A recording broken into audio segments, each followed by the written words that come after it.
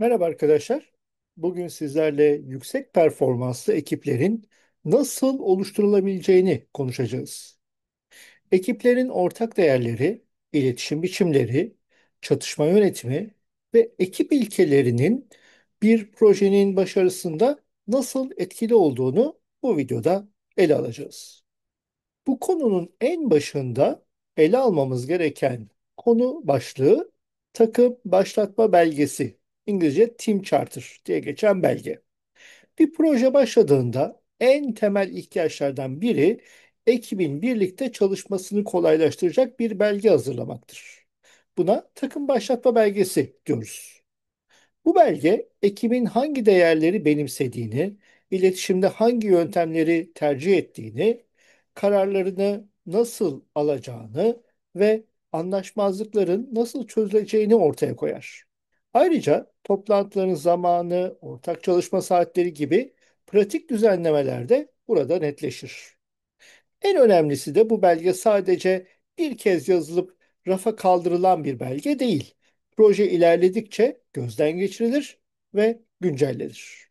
Peki bu belgeyle bağlantılı olarak neler önemlidir? Tabii ki ekip üyelerinin davranış kuralları çok önemli.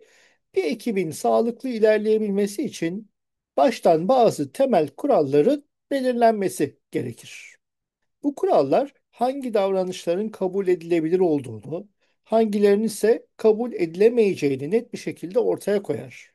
Böylece herkes birbirinden ne beklediğini bilir. Bu durum işbirliğini kolaylaştırır, iletişimi daha şeffaf hale getirir ve çatışmalar çok daha kolay çözülür. Burada proje yöneticisinin görevi güven ortamını sağlayacak zemini oluşturmaktır. Temel kuralları tanımlarken akla gelen bir nokta da takım normlarıdır. Yani standartları. Daha açık ifade etmek gerekirse ekibin günlük iş yaşamında nasıl hareket edeceğini belirleyen bazen yazılı olmayan ama hepimizin de üzerinde hemfikir olduğu kurallar. Örneğin toplantıların zamanda başlamasına riayet etmek, bir kişinin sözünü kesmemek, bazen kurum kültürünün de etkisiyle kararların hangi adımlarla alınacağı ya da çatışmaların nasıl çözüleceği bu normların içindedir. Projede özellikle kültürel farklar varsa projenin başında bu normlar üzerinde uzlaşmak ileride karşılaşılabilecek zorlukları aşmayı kolaylaştırır. Elbette bu söylediklerim bireyler arasında iletişim olmadan işlemez. Bir ekip yalnızca kendi içinde değil, dış paydaşlarla da sürekli iletişim halindedir. Düzenli toplantılar yapmak, ortak takvimler kullanmak, geri bildirim mekanizmalarını kurmak ve paydaşlarla periyodik temaslarda bulunmak beklentilerin netleşmesini sağlayacaktır.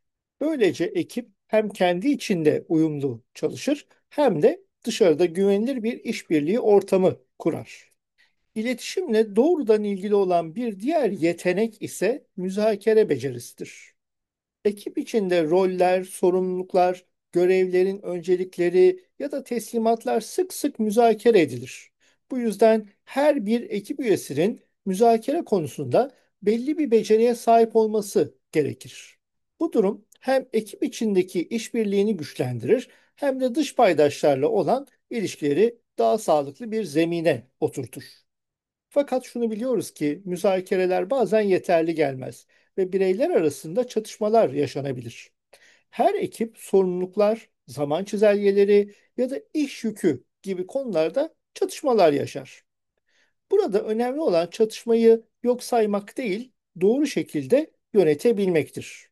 Kararlar bazen oy birliğiyle, bazen çoğunlukla alınabilir. Ama kriz anlarında hızlı karar almak gerektiğinde bir veya iki kişinin inisiyatif alması gerekebilir. Eğer çatışmalar doğru yönetilirse ekip güçlenir, yanlış yönetilmesi halinde ise bireyler arasında düşmanlık, düşük performans ve doğal olarak projede başarısızlık yaşanabilir. Çatışmaları yönetirken yaratıcı çözümler de gerekir. İşte burada devreye beyin fırtınası giriyor. Ekip üyeleri bir moderatör eşliğinde fikirlerini ortaya koymalıdır. Daha sonra bu fikirler analiz edilerek en uygun alternatif seçilebilir. Beyin fırtınası farklı bakış açılarını bir araya getirdiği için ekibin çözüm üretme kapasitesini ciddi şekilde arttırır. Tüm bu saydıklarımın üzerinde bir de ortak bir değer çerçevesi olmalıdır.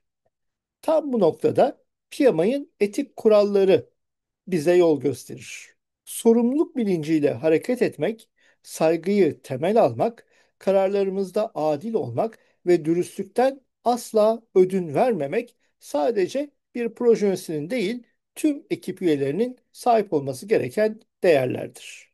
Böyle bir etik çerçeve ekibin güven ortamını pekiştirir ve projeyi başarıya taşıyan görünmez bir güç haline gelir.